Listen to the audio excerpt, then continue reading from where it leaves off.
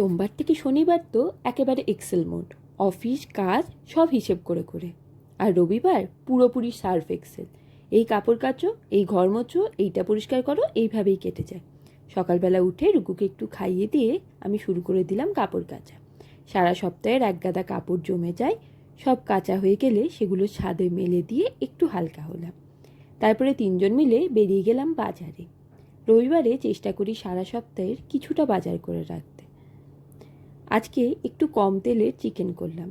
চিকেনটা ধনেপাতা, গন্ধরাজ লেবুর খোসা গ্রেট করে একটু দই নুন দিয়ে আধ ঘন্টা মতো ম্যারিনেট করে রেখেছিলাম। তারপরে খুব অল্প তেলে গোটা গরম মশলা, পেঁয়াজ, রসুন, আদা বাটা এইসব দিয়ে কষিয়ে কষিয়ে রান্না করলাম। এক ফোঁটাও জল দিইনি, চিকেন আর দইয়ের জলেই হয়ে গেল। আজকের বড় কাজ ছিল ডোডোর লোম ট্রিম করা। শীতকালে বড় লোমে আরাম পাই, কিন্তু গরমকালে খুব কষ্ট হয়।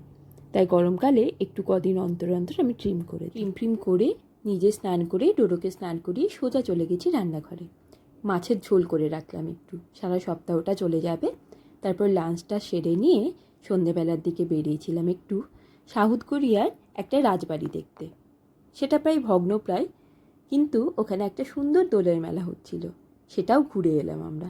বেশ ভালোই কাটলো আজকের দিনটা।